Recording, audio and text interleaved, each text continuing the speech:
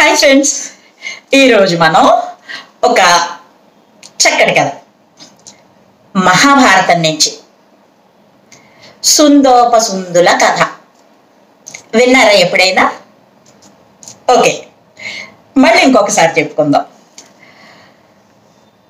అప్పటి వరకు సఖ్యంగా ఉండి ఉన్నటువంటి మిత్రులు కానీ అన్నదమ్ములు కానీ సడన్గా కొట్లాటకి దిగారనుకోండి, అంటే దెబ్బలాడుకోవడం మొదలెట్టారనుకోండి, వాళ్ళని సుందోపసుందుల్లా కొట్టుకుంటున్నారు వీళ్ళు అని మన పెద్దలు అంటుండేవారు. మనం వినేవాళ్ళం. ఈ సుందోపసుందుల ఉపమానం వెనక ఉన్న కథ మాత్రం కాస్త సరదాగానే ఉంటుంది.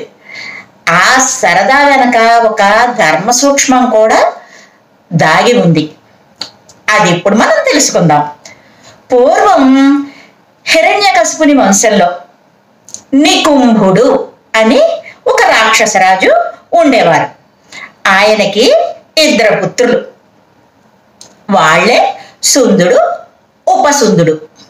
వీళ్ళిద్దరూ ఎంతగా కలిసిమెలిసి సఖ్యంగా ఉండేవాళ్ళంటే వీళ్ళని చూసిన వాళ్ళందరూ ఇద్దరినీ కలిపి సుందోపసుందులు అని ఒకే పేరుతో పిలిచేవారు.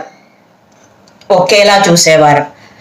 ఒకే కంచం ఒకే మంచం అన్నట్లు వీళ్ళిద్దరూ ఒకరితో మరొకరు అభిమానించుకుంటూ ప్రేమగా జీవించేవాళ్ళు. అలాగే కొంతకాలానికి వీళ్ళిద్దరికీ మనసులో ఒక కోరిక మొదలైంది. అదేంటంటే ఈ ప్రపంచాన్నంతా తమ అధీనంలో ఉంచుకోవాలి అని. ఇంకేముంది, ఆ కోరిక తీర్చుకోవడానికి వాళ్ళిద్దరూ వింధ్యాచలానికి వెళ్ళారు. ఘోరమైనటువంటి తపస్సు చేయడం మొదలెట్టారు. వాళ్ళ తపస్సుని భగ్నం చేద్దామని ఇంద్రుడు మొదలైనటువంటి దేవతలందరూ కూడా ఎంతో ప్రయత్నం చేశారు. అమూల్యమైనటువంటి సంపదలను చూపించారు. ఇంకా అప్సరసలని ఇస్తామన్నారు. వానలు వరదలు సృష్టించి వాళ్ళని భయపెట్టారు. అయినా ఇన్ని చేసినా కూడా సుందోపసుందులు తమ తపస్సుని మానలేదు, ఆపలేదు. ఇంక చివరికి వాళ్ళ కోరికలు తీర్చడానికి బ్రహ్మ ప్రత్యక్షం కాక తప్పలేదు. బ్రహ్మదేవుడు ప్రత్యక్షమయ్యాడు. ఆ బ్రహ్మదేవుడిని చూసిన వెంటనే సుందోపసుందులు లేచి నమస్కారం చేశారు. ఏం వరం కావాలో కోరుకో అన్నాడు. కోరుకోమన్నాడు బ్రహ్మదేవుడు. ఇంక వెంటనే తమ కోరికల లిస్టు టకటకా మొదలెట్టేశారు చెప్పేయడం. మాకు ఏ రూపం కావాలంటే ఏ రూపంలోకి మారాలి అని అనుకుంటే ఆ రూపం వెంటనే వచ్చేయాలి. ఏం మాయ చేద్దాం అనుకుంటే అది వెంటనే మేము చేసేయగలగాలి. ఎంతటి వారినైనా మేము గెలవగలగాలి. కానీ చావు మాత్రం వేరే వాళ్ళ చేతుల్లో మాకు కలగకూడదు అంటూ తమ కోరికలన్నీ బ్రహ్మదేవుడికి వివరించేశారు. లిస్ట్ మొత్తం చెప్పేశారు. సుందోపసుందుల్ని చూసి బ్రహ్మదేవుడు తథాస్తు అంటూ వాళ్ళు కోరిన వరాలన్నీ ఇచ్చేసి వెళ్ళిపోయాడు బ్రహ్మ. ఇంకా సుందోపసుందులు వరాలన్నీ కోరికలన్నీ తీరిపోయాయి కదా, తపస్సు ఆపేశారు, ఇంటికి వెళ్ళిపోయారు. కానీ అప్పటి నుంచి అన్ని లోకాలలో ఉన్న వాళ్ళకి కూడా కష్టాలు మొదలయ్యాయి. అసలే రాక్షసులు, ఆపై గొప్ప గొప్ప వరాలని కూడా పొందారు. అందువల్ల ఇంకా వారి ఆగడాలకి అడ్డు అదుపు లేకుండా పోయింది. ఇంకా వాళ్ళ అకృత్యాలకి దేవతలు, మానవులు, ఋషులు, కింపురుషులు అందరూ కూడా హడలిపోయారు. యజ్ఞయాగాదులన్నీ స్తంభించిపోయాయి, ఆగిపోయాయి. ఇంకా దిక్కు తోచక ప్రాణికోటి మొత్తం బ్రహ్మదేవుణ్ణి శరణ వేడారు. అప్పుడు బ్రహ్మ వాళ్ళకి ఇతరుల చేతిలో మరణం ఉండదు అని వరం ఇచ్చాను. నిజమే, కానీ వారిలో వారు కొట్టుకు చచ్చే అవకాశం ఉంది కదా. అన్నాడు బ్రహ్మ చిరునవ్వుతో. మరి అంత చక్కటి సోదర ప్రేమ కలిగినటువంటి వాళ్ళ మధ్య కోపం పుట్టించడం ఎలాగా? ధనం గాని స్త్రీ వ్యామోహం వల్ల గాని దెబ్బలాట సృష్టించవచ్చు. వాళ్ళ దగ్గర ధనం చాలానే ఉంది కాబట్టి స్త్రీ మోహంలో వాళ్ళని పడేలా చేయాలి అనుకున్నారు.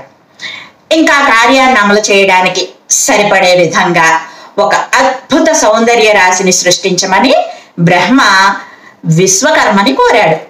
దానితో విశ్వకర్మ సకల సృష్టిలోని అమూల్యము అద్భుతము అయినటువంటి అందాలని చిన్న చిన్న నువ్వుల పరిమాణంలో పేర్చాడు, అమర్చాడు. అత్యంత సుందరమైనటువంటి స్త్రీని తయారు చేశాడు విశ్వకర్మ. బ్రహ్మ దానికి ప్రాణం పోశాడు. అలా ఉద్భవించినటువంటి ఆ స్త్రీమూర్తికి తిలోత్తమ అని పేరు పెట్టారు. తిలలు అంటే నువ్వులు.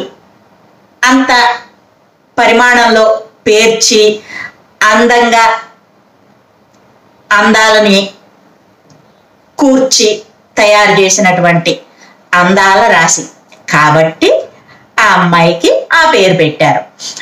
బ్రహ్మ కళ్ళెదుట తిలోత్తమ ఏం చేయను అన్నట్లు వినయంగా నుంచుంది.